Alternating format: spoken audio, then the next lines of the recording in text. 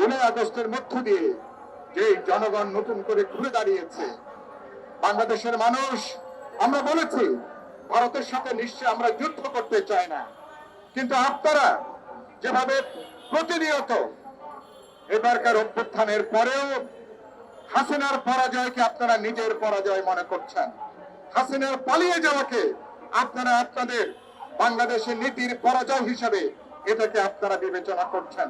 এই কারণে গত 5 মাসে একদিনের জন্য অন্তর্বর্তী সরকার অথবা বাংলাদেশের জনগণকে আপনারা শান্তিতে থাকতে দেন নাই। ফেলানীর হত্যার জন্য বিএসএফ এর যে জওয়ান অমিয় ঘোষ, যাকে চিহ্নিত করা হয়েছিল, তার নামে মামলা হয়েছিল। প্রথম মামলায় বেকসুর তাকে খালাস দেওয়া হয়েছে, পরবর্তীকালে আবারও মামলা করা হয়েছে, আবারও অমিয় ঘোষকে আবারও খালাস করে দেওয়া হয়েছে। এত বড় হত্যাকাণ্ডের কোন বিচার এ পর্যন্ত হয়নি। এরপরে সেখানে আপিল করা হয়েছে। ফেলানীর বাবা মা তারা উল্লেখ করেছেন এত বছর পার হয়েছে, এমনকি ভারতে যাওয়ার তাদের যে আর্থিক সামর্থ্য, সেই সামর্থ্য পর্যন্ত নাই। পরিবারের মধ্যে হাহাকার, সেই পরিবার এখনো পর্যন্ত বিচারের অপেক্ষায় তারা দিন গুনছে। আমি আজকের সমাবেশ থেকে বলতে চাই, ফেলানী হত্যার জন্য অমিয় ঘোষ সহ বিএসএফ এর যারা এই হত্যার সঙ্গে যুক্ত, তাদেরকে চিহ্নিত করা হয়েছে। তাদেরকে আইনের আওতায় এনে অবশ্যই তাদের বিচারের ব্যবস্থা করতে হবে। একই সাথে এত বছর ধরে প্রতি বছর বিএসএফ ভারত বাংলাদেশ সীমান্তে তাদের সমঝোতা চুক্তিকে লঙ্ঘন করে যেভাবে বাংলাদেশী নাগরিককে পাখির মতন গুলি করে মারছে, প্রত্যেকটা হত্যাকাণ্ডের বিচার হওয়া দরকার। অন্তর্বর্তী সরকার কাছে আমরা পরিষ্কার দাবি করতে চাই, এ পর্যন্ত বিএসএফ আমার সীমান্তে যতগুলো হত্যাকাণ্ড ঘটিয়েছে সবগুলো তালিকা করে আপনারা বিচারের দাবি উত্থাপন করুন।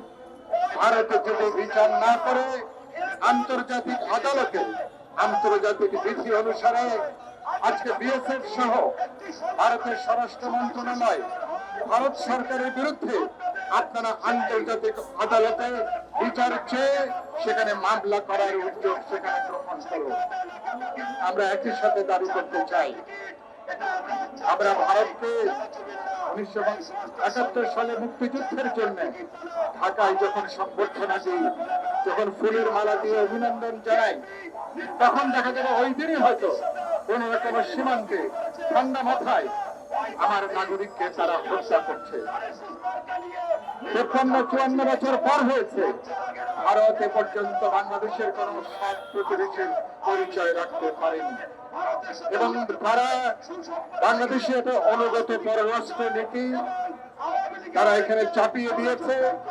বিশেষ করে গত 15-16 বছর যে আওয়ামী সরকার যারা ক্ষমতায় ছিল, আপনারা জানেন তারা ভারতে একটা অনুকম্পা নিয়ে, ভারতের দয়া দাক্ষিণ্য নিয়ে, ভারতের প্রতি অনুগত থেকে বাংলাদেশে তারা এখানে একটা ফ্যাসিবাদী দুঃশাসন তারা কায়েম করেছিল এবং আমরা ভারতকে পরিষ্কার করে বলেছি, আপনারা এক ঝুড়িতে সব ডিম রাখতে যে, আওয়ামী লীগের উপর বাজি ধরতে যে গোটা বাংলাদেশের বিরুদ্ধে আপনারা অবস্থান নিয়েছেন, দেশের 17 কোটি মানুষের বিরুদ্ধে অবস্থান নিয়েছেন, মানুষের ভোট অধিকার, গণতান্ত্রিক অধিকার, তার বিরুদ্ধে অবস্থান নিয়ে ভারত নিজেকে বাংলাদেশের জনগণের বৈরী রাষ্ট্র হিসাবে তারা তাদেরকে প্রমাণ করেছে। এবারকার আমার জুলাই আগস্টের ছাত্র শ্রমিক জনতার এবারকার গণঅভ্যুত্থানের পরে আমরা দিল্লির কর্তৃপক্ষকে পরিষ্কার করে বার্তা দিতে চাই, আগের কথা ভুলে যান। এখন বাংলাদেশ এবারকার এই অভ্যুত্থানের মধ্য দিয়ে একটা স্বাধীন জাতি রাষ্ট্র হিসাবে তার একটা পুনরুত্থান ঘটেছে, তার একটা রেজারেকশন হয়েছে এবং ইতিমধ্যে আমরা পরিষ্কার করে বলেছি, এবার এই বাংলাদেশ স্বাধীন রাষ্ট্র হিসাবে আমরা ভারতের সাথে আমাদের যত দ্বিপাক্ষিক সমস্যা, সমতা, ন্যায্যতা, সমঅংশীদারিত্বের ভিত্তিতে আমরা দ্বিপাক্ষিক সমস্যার সমাধান করতে চাই। কিন্তু কোন আধিপত্য, কোন দাদাগিরি, কোন বড় ভাই সুলভ আচরণ, কোন বাংলাদেশ বিরোধী তৎপরতা, কোন আগ্রাসী কোন তৎপরতা বাংলাদেশের মানুষ অতীতের মতন ভবিষ্যতে আর একদিনের জন্য আমরা বরদাস্ত করব না।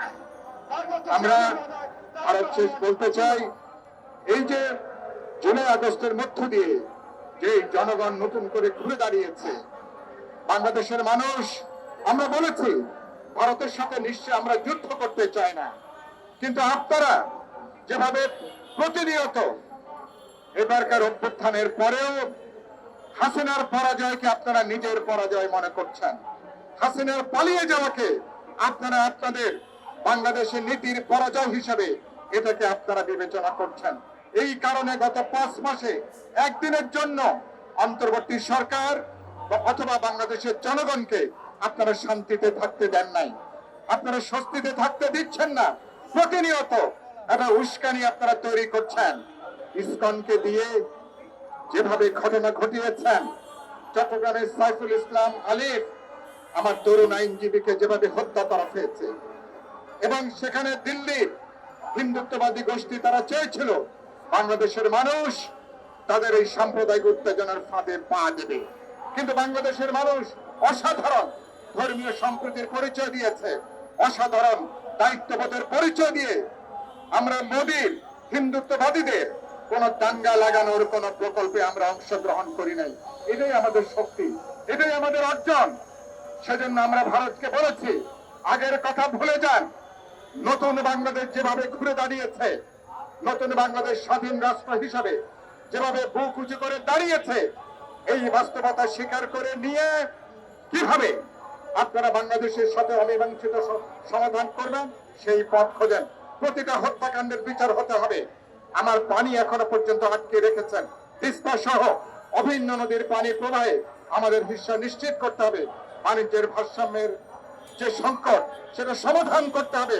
কোন দাদাগিরি, কোন খবরদারি বাংলাদেশের মানুষ কোনোভাবে আর বরদাস্ত করবে না। আমি শেষে বলতে চাই, ফেলানীর পরিবারের প্রতি আমরা সহানুভূতি জানাই, কিন্তু একই সাথে বলতে চাই, ফেলানী হচ্ছে আজকে ভারতের আগ্রাসী তৎপরতার একটা প্রতীক। সুতরাং বাংলাদেশের মানুষ ফেলানী সহ সীমান্তে যত হত্যাকাণ্ড হয়েছে এটার বিচার না হওয়া পর্যন্ত বাংলাদেশের মানুষ কেবল প্রেস ক্লাবের সামনে নয়, সারা দেশব্যাপী তারা প্রতিবাদ করবে, প্রতিরোধ করবে। তারা তাদের অস্তিত্ব, মর্যাদা, সম্মান রক্ষা করবার জন্য একটা ঐক্যবদ্ধ জাতি হিসাবে আমরা এখানে আমাদের ভূমিকা পালন করব। কথা বলে আপনাদের সবাইকে সালাম, শুভেচ্ছা, অভিনন্দন জানিয়ে আমি আমার বক্তব্য এখানে শেষ করছি। সবাইকে ধন্যবাদ।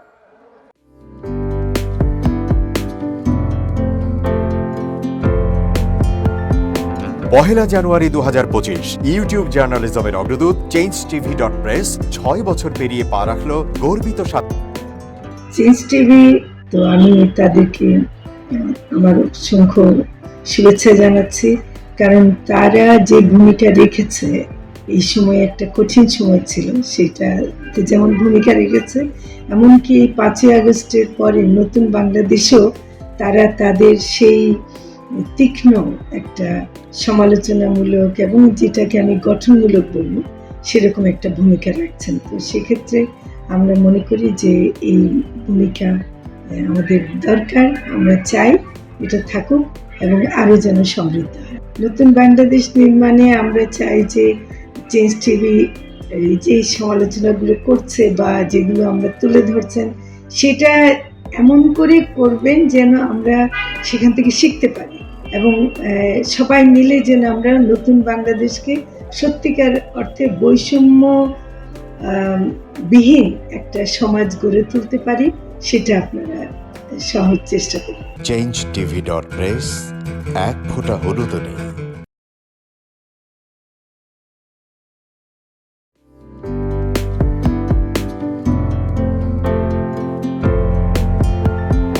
পহেলা জানুয়ারি 2025 ইউটিউব জার্নালিজমের অগ্রদূত changeTV.press 6 বছর পেরিয়ে পা রাখল গর্বিত আমি অত্যন্ত আনন্দিত হলাম যে চেঞ্জ টিভি আগামী কয়েকদিনের মধ্যেই 6 বছর পূর্ণ করবে।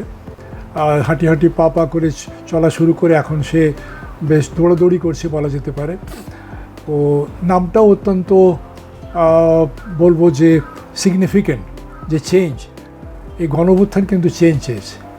সেই হিসেবে তোমার টেলিভিশনে তোমার এই চ্যানেলের নামের একটা যথেষ্ট মিল মিল আছে। পাওয়া যায়। আমার প্রত্যাশা যে এই গণঅভ্যুত্থানের যে প্রত্যাশা, যে আশা আকাঙ্ক্ষা, চেঞ্জ টিভি সেটিকে এগিয়ে নিয়ে যাবে। তোমাকে শুভেচ্ছা। চেঞ্জ টিভি যারা সম্পৃক্ত আছেন, যারা কর্মী আছেন, সামনে পেছনে সকলকে আমার শুভেচ্ছা। changetv.press, এক ফোঁটা হলুদও নেই।